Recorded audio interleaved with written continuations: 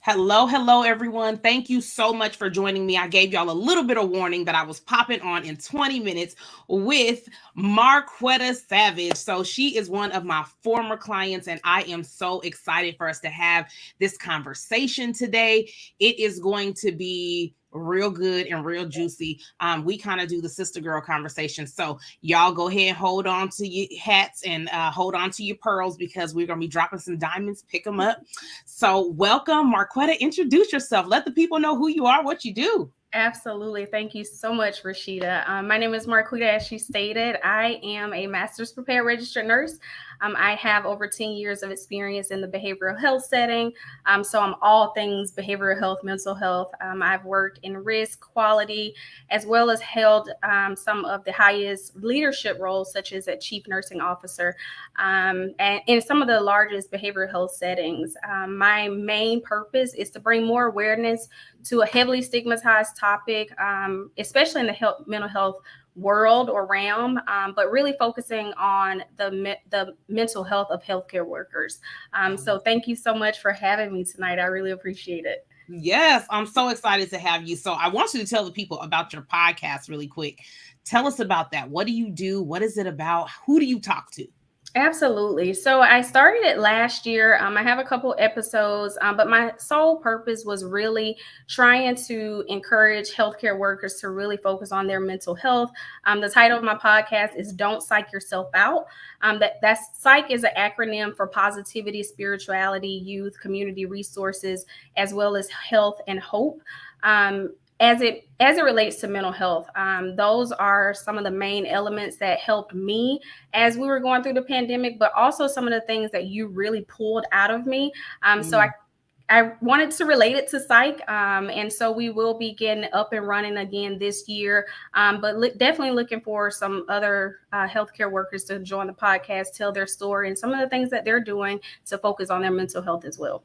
Yes, that is so important. It's such great work. In healthcare, we talk about psych for our patients, but when it comes to our own mental health, it is kind of the forgotten part of the healthcare industry. So I'm glad that you talk about it. And I want to talk a little bit about where you were before you got into Audacity to Thrive. So for those of you all who don't know, Audacity to Thrive is my coaching program, and I coach female executive leaders to expand and create more joy and abundance in their life through the power of whole life leadership. So it is not just leadership as it relates to your working environment, but it is really leading in your entire life. So what does that look like? How are you showing up for yourself? How are you treating yourself? How are you being authentic in the world? And Marquetta was one of my loved and I would say dream clients. So talk a little bit about where you were before we started working together and what was happening for you, what was showing up for you. Absolutely. To be transparent, I was done with nursing. Um, Mhm. I was at a point where I wanted to just step away. I felt like I didn't have the support. I didn't have the necessary tools and resources to really get myself through. But at the time, I was managing over 100 employees. So if I couldn't give my all, I couldn't really expect them to give their all. Mm. So I don't know funny story, I don't know if you remember, but I actually reached out to you in 2020. Mhm. It was just kind of like I was lost. So I saw you advertising on Facebook, and you were really consistent. And so when I reached out, I was just like, I felt like I just unloaded everything Mhm. on you. But you asked me two simple questions after I gave you like what I would do and why I haven't done it. But you asked me if I was comfortable with my plan, and you made the statement of, no job is worth your health.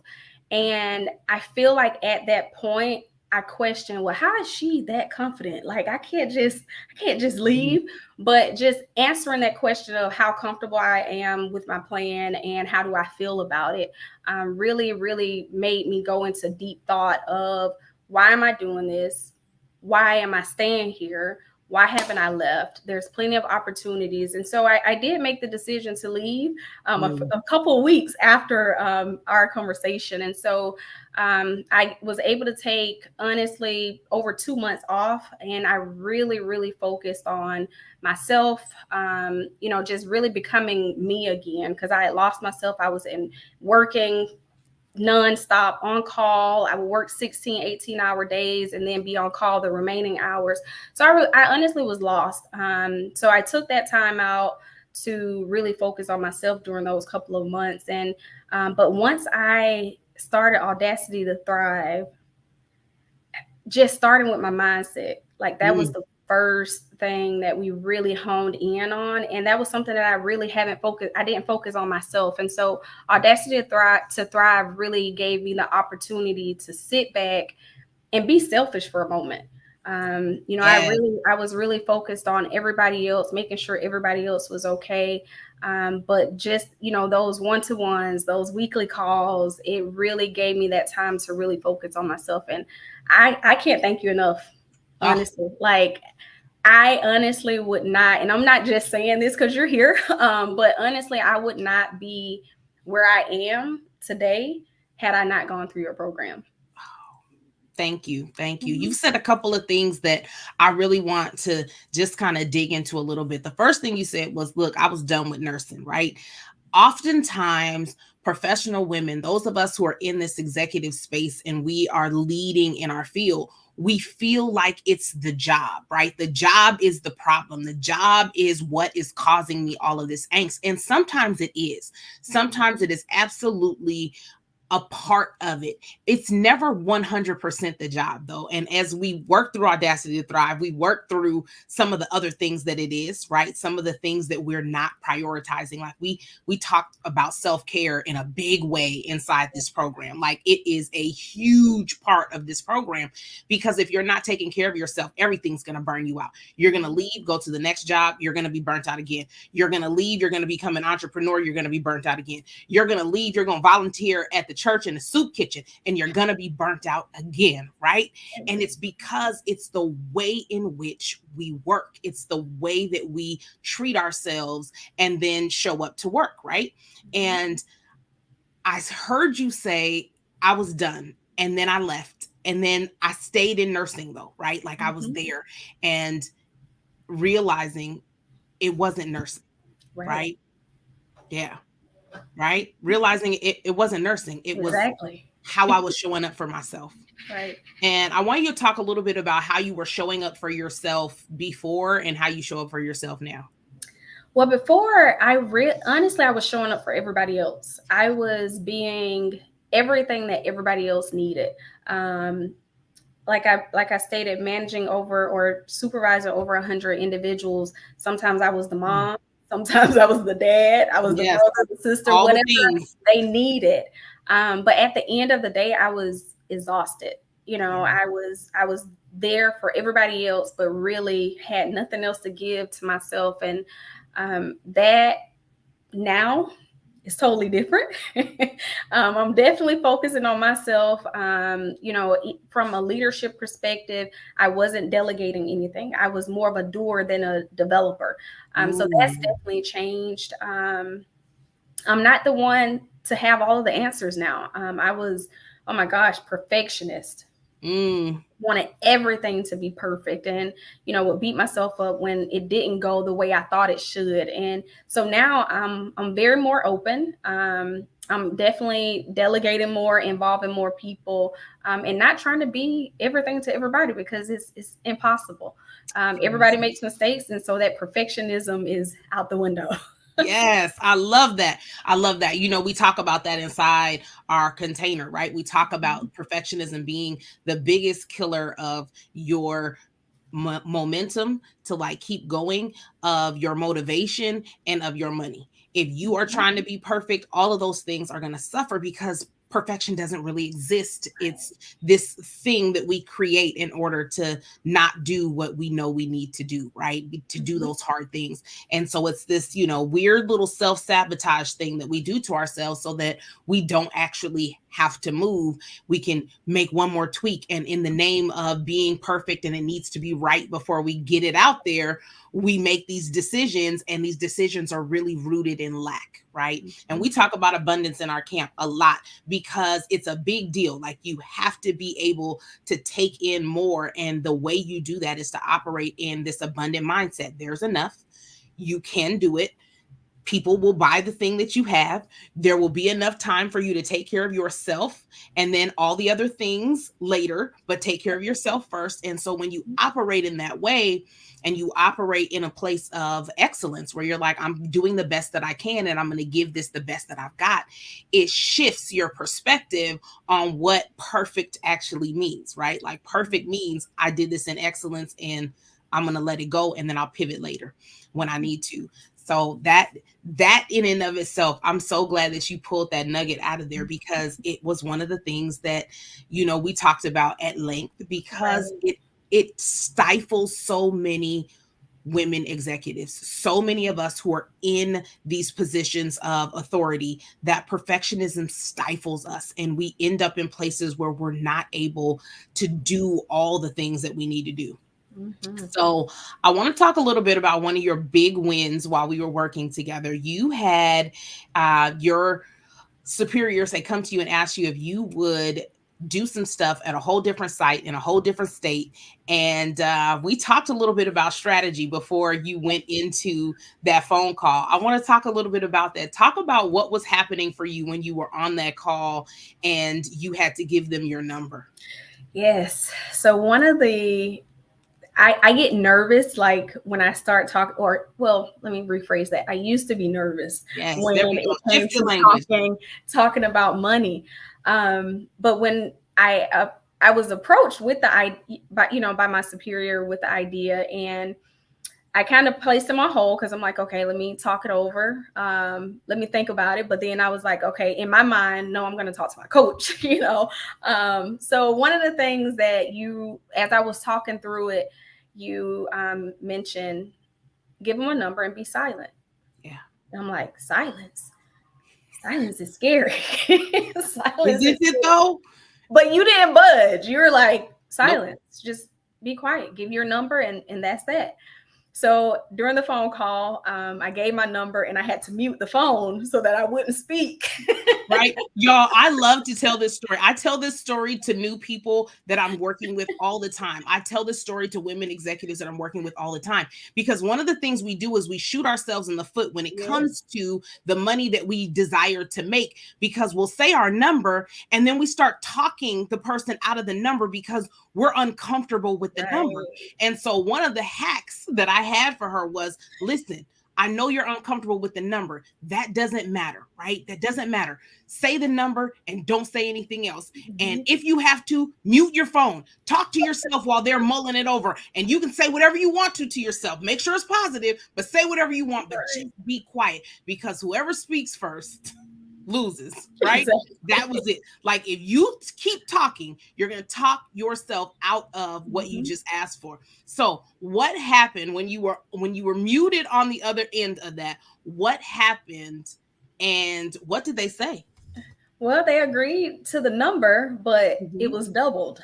So my silence and your tip put me in a position not only to do something that I honestly probably would have done for free, but my number was double, and it was a great experience. And out of that, I am now transitioning into a CEO role. So not only am I taking my nursing background and my experience, I feel like I'll be in a position to make a greater impact throughout the mental health community. That is so exciting. So thank you. Exciting. Oh, my pleasure. I love it. My clients' wins are my wins. I love it when the strategy works, right? Because this is the thing about strategy. Strategy works, but you have to implement it. You've got to do the thing. And one of the beautiful things that you did was say, okay, she said, don't say anything. And so mute the phone, right? And that part. And when we talked in our coaching call after that, I said, well, they said yes. And you were like, yeah, they said yes. I said, yes. So we're doubling that. So the next one they're going to ask you to do is double. Mm-hmm. And it worked, right? It definitely worked. It worked. And it truly is because when you stand on your authority, right? I know what I'm doing. I do great work. I've Mhm. already saved you. I've already gotten you millions, hundreds of thousands of dollars, right? Right. When you stand on that, you get to name what it is that you want from that experience. Mm-hmm. And the worst folks can say is no, but usually they come back with a counter and they'll say, okay, we can't do this, but we can do that. And so we knew that that was a possibility and we knew what the number was. And we also knew that we weren't going to do it for free, even Right. though we probably would have. Right. Had they approached you 3 months prior and you had not been working with me, you might have said, oh, okay, sure, I'll go. Oh, absolutely. Right. Mm-hmm. And now the bankroll is better, Right. right? Got to do something you wanted to do with that. And Mm-hmm. that's the part, that's the piece, is really looking at what's different, what's changed, what's up leveled, and how do I show up differently now, right? So now you already know that you can command those prices for your expertise. You already know that that's something that you can do and you can get because you've done it before. And Right. it just adds to the wins. And inside our camp, we talk about celebrating every win. Doesn't matter what it is, big, small, celebrate them all so that it gives you the confidence to be able to walk into the room and say, this is who I am, and this is what I deserve, and this is what I'm asking for. And to be able to do that effortlessly and to be able to do it without having to mute the phone at some point, right? Right. Because that's, that's the goal. They don't know you're muting the phone, but you Right. know that there's this internal like angst that you want to get rid of. You eventually get to the place of being able to say your number and just leaving it, and you're Mm-hmm. fine with the silence, because the silence for you just means that they're thinking, and you're okay with that. I love Mm-hmm. it. I love it. Oh, this is just so great. I'm so excited. Those of you all who might be watching, if you have questions, drop them in the chat. I am looking at all the comments that are coming in. We are live on LinkedIn, we're live on Facebook and on YouTube. So if you've got questions, drop them. But I have a couple more things that I want us to talk about before I let you go. All right. So let's talk about, you're about a year or so like completely out of the program. I want to talk about what it is like for you now. So you talked about getting ready to step into the CEO role, from where you were. Talk about that. Tell me what that looks like for you and how that came about. Absolutely. The one word, if I could describe it all, I would definitely say confidence.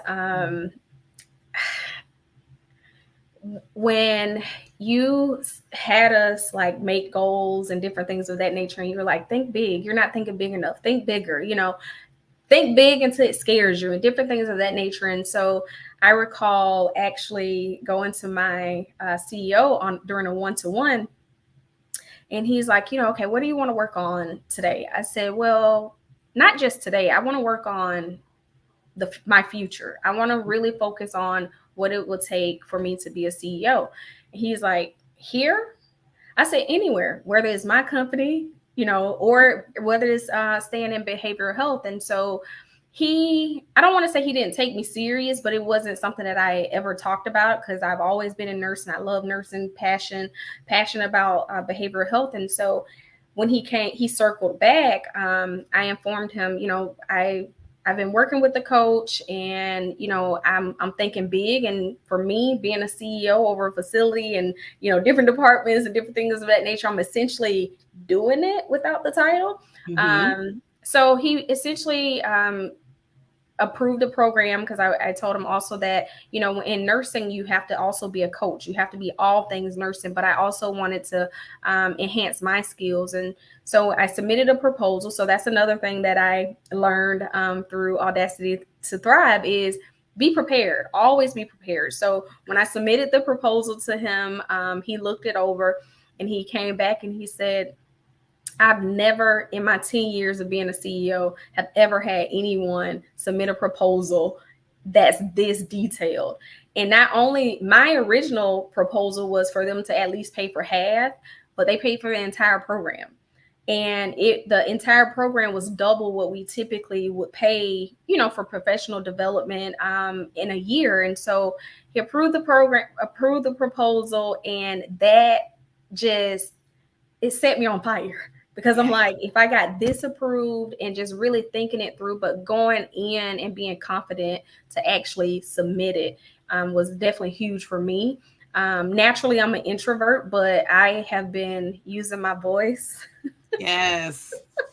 Oh my gosh, like it just my whole mindset has changed. And sometimes I can't even describe it. I just smile to myself, because who I was 2 years ago or a year ago I'm definitely not the same person, but Mm. all positive. Definitely changed my mindset, changed my confidence, and just the way of my thinking. Like, if I find myself thinking negative thoughts, I'm stopping myself. Why are you thinking negatively? What is happening right now? And just really drilling down on those negative thoughts to change them in a positive way. Yes, that is so wonderful. Oh my gosh. I just love listening to you talk about everything that you got out of Audacity to Thrive, because it's just it's why I do what I do, right? It's why I do this, and it's why I kind of bottled up who I am and said, okay, I'm going to give this to you all, because it changes the game. It Mhm. truly changes the game. And as we up level in our leadership, and you move up into spaces and rooms that you never thought you were going to be in, couldn't have imagined that you're going to be in, those tools, those strategies, they go with you. Really digging into how you shift your mindset to get out of the negative and into the positive. And when negative shows up, really hitting that negative with a positive affirmation to affirm yourself back into that positive space. It changes how you navigate life just every day. Whether it's in your professional life or your personal life, it changes the way you navigate life, because now you have this tool that helps you to just flip negativity on its head and turn it around immediately. And that's Mhm. one of the things we talk about in the program, is immediately shifting, because if you linger in it, it stays, and then that voice just keeps going. And if you do it immediately, you get rid of it, and it dies out, and then you can move on into that positive. So I love that you talk about that, because it's a big part of what sets us back, that imposter syndrome, those Mhm. negative thoughts that come, that like, who am I to ask for this? And look at you, who are you to ask for half of a program that's more than what they already were going to pay? And they said, you know Right. what, we pay double, so you get the whole thing. And looking at how you use your voice to advocate for yourself. We talk about communicating to get what you want, and that was example number two, right, of Mhm. communicating to get what you want, and being able to say, I am worthy of this, and so I'm asking for it, and I'm putting my fleece out before the Lord, and I'm asking, and we're just going to see how this goes, because I know that it can happen for me. Oh my gosh, I just have just goosebumps. Oh, this conversation has been so amazing. Okay, Yes. so I want you to answer one more question for us. I want you to talk about how your self care has changed from where it was before to where it is now. And I know some about where it was before, but I'm not going to tell on you. I'm going to tell on yourself about where it was before and where it is now. But I want you to talk about that. I didn't have any. Okay, that was what I was gonna tell y'all, but Okay. I didn't want to just bust her out like that. So you said it just that quick. I didn't have any, I didn't right? have Mm, any. I was at the time living like 2,600 miles away from family. So all I knew was work. So when I took that 2 month leave, I promised myself, where in my next position, I need to be closer to family. I need to be able to, if something happens, I need to be able to get there, and just being more visible.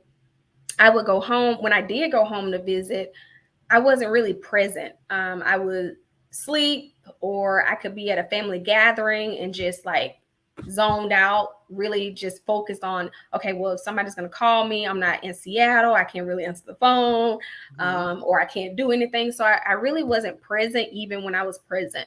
Um, but now my self care practices, one of the things that I did in the program, you told me, well, what do you want to do? So I'm like, if I could practice self-care every day, and I just had this thing written out, but it wasn't realistic. So when I really, really took a look at my schedule, I was able to block out every Saturday. So they're my self-care Saturdays. Nothing gets done other than what I want to do and Yes. focusing on me on Saturdays. So work, if I'm not on call, I'm not answering. So I've been able to set those boundaries, and whether that's going to a beach, whether that's sitting at the pool, whether that's sometimes just lounging in my robe and watching Netflix. If that's what I want to do, that's what I'm Yes. going to do. But that really, really helped me a lot. So Saturdays, I focus on that. Through the weekdays, I'm leaving work on time. I'm not doing the 16. I'm not even doing 12s. The most I may do 9, 10 hours depending on what's happening. But there's an administrator on call that I tell staff you have to absolutely use. So literally setting those boundaries through the week, focusing on myself on the weekdays. And then Sundays, I do a goal setting Sunday where I spend like an hour just to plan my week. But after that hour, I close my books up and I'm back to doing self-care. So focusing on my spiritual side, my being my wifely duties, connecting with family and friends and different things of that nature. So I can definitely say my mindset is in a total different place. Yes. I love that. So, one of the things that I think is really hard for us is to figure out that harmony in taking care of ourselves and taking care of the people around us, taking care of our family, whatever that looks like for you, because many of us have all different types of, Right. familial makeups and who we're taking care of. It might be a spouse, it could be parents, it could be children, it could be a bunch of animals. We all have different makeup of what family looks like, but really looking at how do I take care of myself first? How do I make myself a Right. non-negotiable, right? Where my time that I've set out for me is non-negotiable. Under no circumstances does that time get pushed aside, get undone. Unless there's an emergency, that time is there and I am using it. And that's one of the hardest things I think for us as women to do, especially those of us who are busy executive women. One of the things that happens for us is there's all this guilt around already working a lot and then trying to then take time where you're supposed to be taking care of your family, taking care of whoever, right? And using it on ourselves. It feels like there's all of this selfishness, Mm-hmm. when the truth is that it's not selfish. You can't pour from an empty cup. And so if you don't take the opportunity to refill yourself, you're no good to anyone, right? How can you show up for other people if you can't even show up for yourself? So one of the things we talk about is showing up for yourself in the same way that you show up for other people, so that Mm-hmm. you assure that you're giving yourself the same amount of gusto that you're giving other people. And if you're not, why not? Right. And let's talk about how we do that and how we assure that we're doing that. And I think that that's something that you have now mastered. And I love that. Yes. You have mastered the me time. You have mastered making Mm-hmm. yourself a non negotiable. You've mastered putting yourself on your calendar, and that's your time. Yes. And you still maintain your job, your profession, Mm-hmm. your career, and your family. Right. So you can have it all, right? Absolutely. Yeah, it's just how you prioritize. It's how you look at it. It's Exactly. it's what all means to you, and then figuring out how you put those things into perspective. Mm-hmm. Oh my goodness. This has been such an awesome time. We are almost at our 30 minutes, and I am so glad you popped on with me. Yes. Tell the people where they can find you, where they can listen to the podcast, where they can get in touch with you so that they can be on the podcast. Let's talk about it. Absolutely. So I am on LinkedIn, Marquetta Savage. I am also Marquetta Posey Savage on LinkedIn. I am Marquetta Savage on Facebook.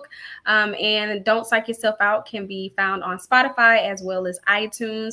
And I would love, love, love to have guests. So you can reach me on LinkedIn and or Facebook, and I will send over the information.